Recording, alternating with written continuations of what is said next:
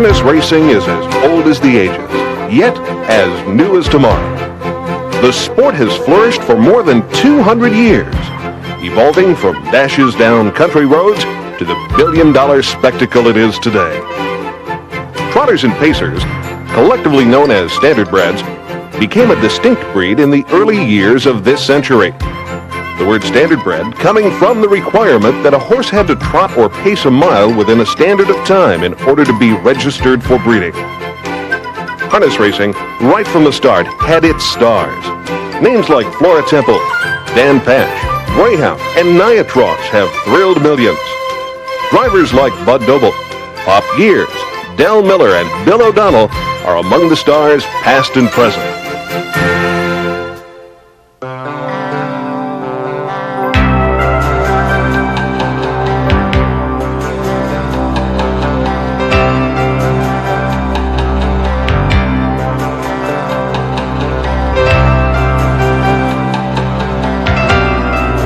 While racing has undergone many changes, it all starts, as it always has, on the farms, where the stars of tomorrow are born.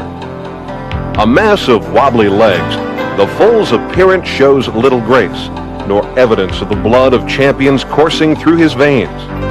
But as the mare urges him up, he takes his first steps down a long road, headed right for the winner's circle. Many a future champion, barely a year old, heads first to the auction ring.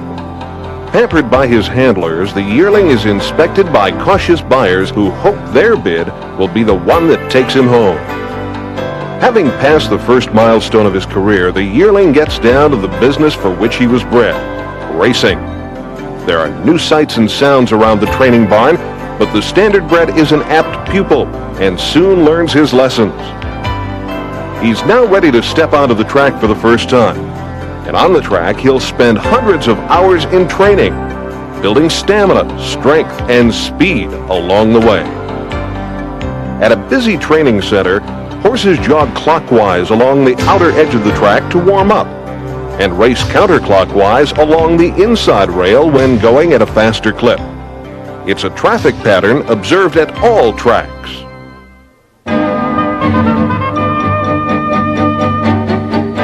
Trotters and Pacers are both standardbreds, but differ in one important respect: their gait, the means by which they move. The trotter, king of the sport in years past, has a diagonal gait, the legs on one side moving inward while the opposite legs move outward. The trotter must be a consummate athlete. Balance is the key to his gait. Only his breeding and natural ability encourage him to trot, as well as the skill and patience of his trainer.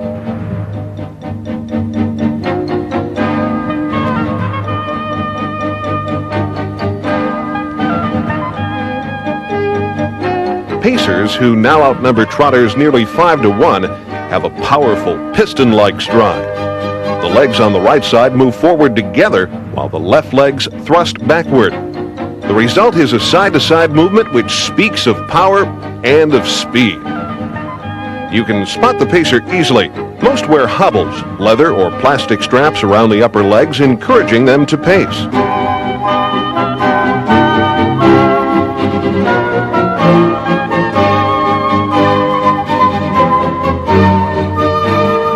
Seen side by side, the trotter and pacer both possess grace and speed, and in full stride, they're both a joy to behold.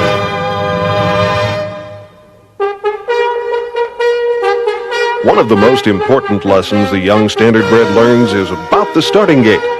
The gait was invented about a half-century ago and was one of the most important innovations in the history of the sport. The wings of the gate align the horses perfectly to ensure a fair start, then quickly fold away when the race begins. The starter controls the action of the wings from where he sits, riding backwards to see the field. He also controls the throttle, leaving the driver only to steer. Often, a patrol judge is also in the gate, watching the field up close and reporting any rule violations by two-way radio to the judge's stand high above the track. Despite its odd appearance to the young horse, who first might shy from the sound and movement, the trotter and pacer soon fall right in behind, most pressing their noses right to the wing, ready to dash out at the start.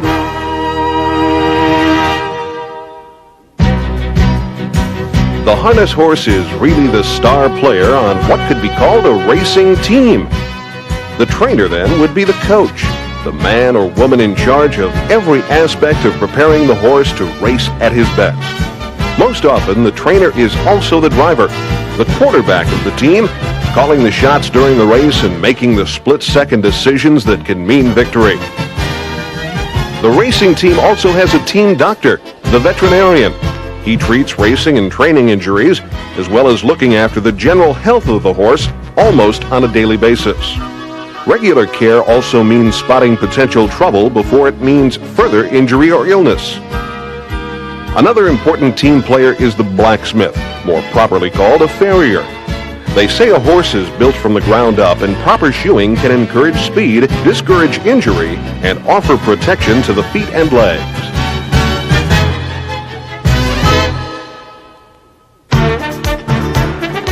Training complete, the harness horse is ready for the races. He may be headed for one of about 400 county and state fairs which feature harness racing. The fairs and racing are colorful threads in the fabric of American life, but fair racing is also an important facet of the sport.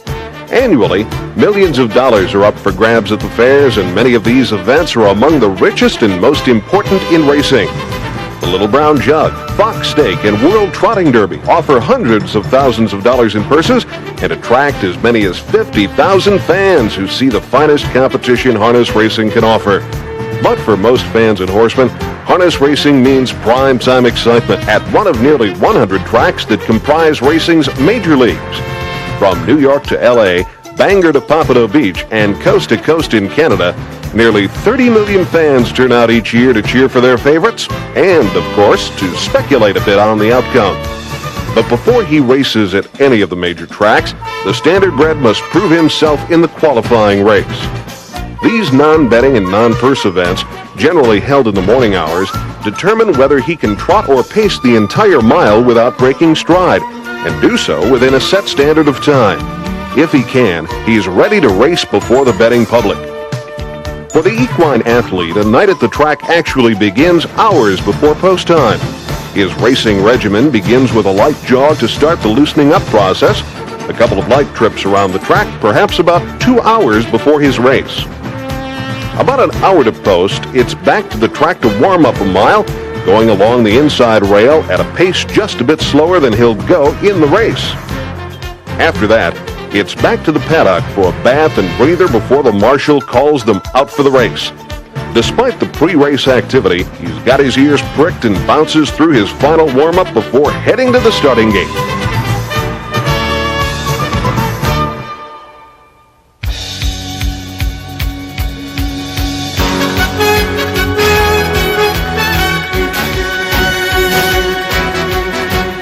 And now they're on their way to the start. The gate picks up speed, and the drivers wait for the starter to give them the word, go!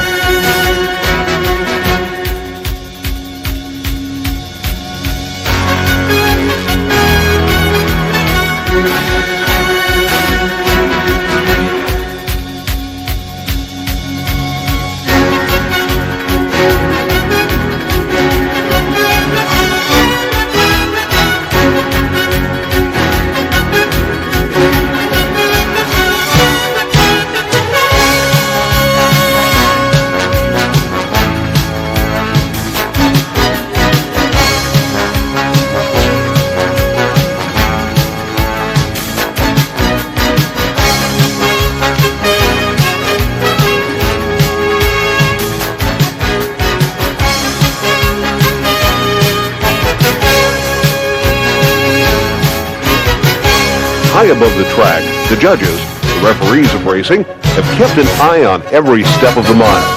Aided by video replays, the photo finish camera, and patrol judges stationed at strategic points around the track, the judges rule on every aspect of racing. They look for violations, question drivers should one occur, and hand out penalties when necessary. But tonight, none are found, and the judges post the official sign. The horse, his owner, trainer, and driver have all come a long way. From the first moments on the farm, through the long hours spent in training, and now into the winner's circle. And that, after all, is what harness racing is all about. The beauty and grace of the standardbred, keen competition on the track, and the love that flows between man and animal. All the qualities that make this sport so great come into focus in harness racing.